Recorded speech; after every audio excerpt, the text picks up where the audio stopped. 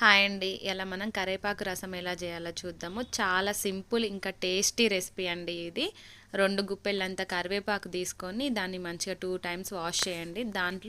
దానికి తగ్గట్టుగా చిన్నవైతే 2 టమాటోలు, పెద్దవైతే 1 టమాటో సరిపోతుంది. దాన్ని మంచిగా ముక్కలు ముక్కలుగా కట్ చేసి రెండిటిని మన వాటర్ గ్లాస్ తోటి 2 గ్లాసెస్ ఆఫ్ వాటర్ యాడ్ చేసి దాన్ని మంచిగా పొయ్యి మీద పెట్టి మరిగించండి. ఈ మరుగుతున్నప్పుడు ఫ్లేమ్ అనేది చిన్నగా పెట్టుకోండి. ఫ్లేమ్ చిన్నగా పెట్టి మరిగిస్తేనే అందులో ఉన్న రసం అనేది ఆ వాటర్లోకి దిగుతుంది.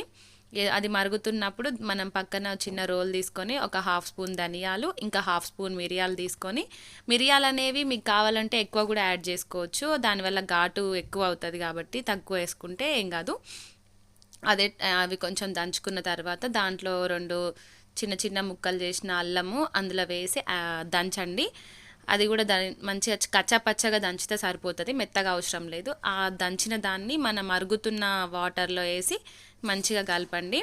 కొంచెం సేపు అయినాక దాంట్లో సాల్ట్, ఇంకా ఒక హాఫ్ స్పూన్ అంత పసుపు యాడ్ చేసి మంచిగా కలిపి మరగబెట్టాలి దాన్ని. ఈ రసం అనేది ఎంత మరిగితే అంత టేస్టీగా ఉంటుంది కాబట్టి కొంచెం తక్కువ ఫ్లేమ్ పెట్టి మంచిగా మరిగించుకోండి. మూత పెట్టి మరిగించండి. అప్పుడప్పుడు మూత తీసి దాన్ని కలపండి. ఆ రసం అనేది ఇంకిపోతూ ఉంటుంది కాబట్టి మనకి దాన్ని ఇనికిపోయిన లెవెల్ని బట్టి మనం చూసుకొని దాన్ని బంద్ చేయాలి. అది కాసేపు చల్లారనివ్వండి. చల్లారిన తర్వాతనే దాన్ని ఇట్లా వీడియోలో చూపిస్తున్నట్టుగా పిసుకుతూ అందులో ఉన్న రసాన్ని మొత్తం పిండాలండి. అందులో ఎంత పిసికితే అంత కరేపాకు అనేది రసం బయటకు వస్తుంది. మనం కావాలంటే ఇట్లా డ్రైన్ చేసుకోవచ్చు వడపోసే జాలితోటి, లేదంటే డైరెక్ట్గానే పిసికి కూడా చేయొచ్చు. కాకపోతే డైరెక్ట్గా చేయడం వల్ల మనకు కొంచెం ముక్కలు ముక్కలుగా అట్లా తలుస్తూ ఉంటుంది. కొంతమంది అలా ఇష్టపడరు. అందుకనే ఇట్లా వడిపోసే దాంట్లో పోసుకుంటే అది మొత్తం వాటర్ మాత్రమే బయటకు వస్తుంది కాబట్టి ఇక పిల్లలు కూడా ఏం ఇబ్బంది లేకుండా తినేస్తారు. అది మొత్తం మంచిగా దాన్ని ఇట్లా వడగట్టుకోండి, పిసుక్కుంటూ. ఎంత పిసికితే అంత రసం బయటకు వస్తుందండి. బాగా చల్లారినాక చేయండి దీనికి, ఎందుకంటే మనం బాగా పిసకాలి. అప్పుడే అందులో ఉన్న కరేపాకులో ఉన్న రసం అంతా బయటకు వస్తుంది. ఇక్కడ టమాటోలు అనేవి పుల్ల టమాటోలు తీసుకుంటే చింతపండు అవసరం లేదండి. ఇక్కడ నా దగ్గర టమాటోలు పుల్లగా లేవు, అందుకని కొంచెం ఒక చిన్న నిమ్మకాయ సైజ్ అంత చింతపండుని పిసికి రసం యాడ్ చేస్తున్నాను.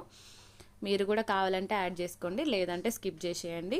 దీంట్లోనే ఒక చిన్న సైజు ఆనియన్ స్లైసెస్ లాగా కట్ చేసుకొని మంచిగా దాన్ని అందులో యాడ్ చేయండి. మీకు కావాలంటే ఎక్కువ ఆనియన్స్ కూడా యాడ్ చేసుకోవచ్చు.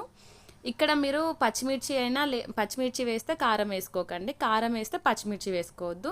ఫస్ట్ మనం మిరియాలు కూడా వేసినాం కాబట్టి దానికి తగ్గట్టుగా వేసుకోండి, పచ్చిమిర్చి అయినా కారం అయినా. ఇందులోనే కొంచెం కాడలతో ఉన్న కొత్తిమీరనే యాడ్ చేయండి. చిన్న చిన్న ముక్కలుగా కట్ చేసి యాడ్ చేయండి. కాడలు ఉంటే అది కొత్తిమీర ఫ్లేవర్ అనేది ఇంకా బాగా తెలుస్తుంది మనకి. సేమ్ దాన్ని మళ్ళీ మరగబెట్టుకోవాలి.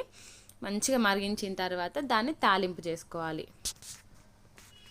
ఈ తాలింపు కోసం మనం ఒక గిన్నె పెట్టుకొని దాంట్లో కొంచెం ఒక 2 స్పూన్లంత ఆయిల్ వేసుకోండి.